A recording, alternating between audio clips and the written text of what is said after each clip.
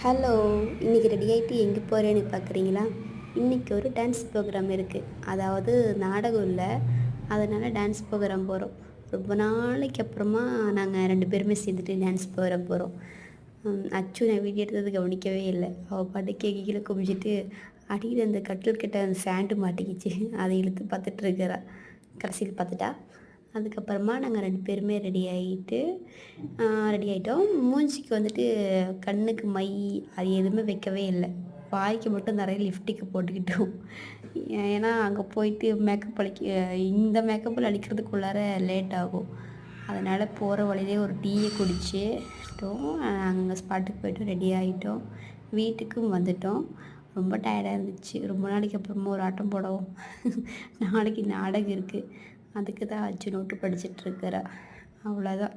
நான் தூங்க போறேன். பாய்.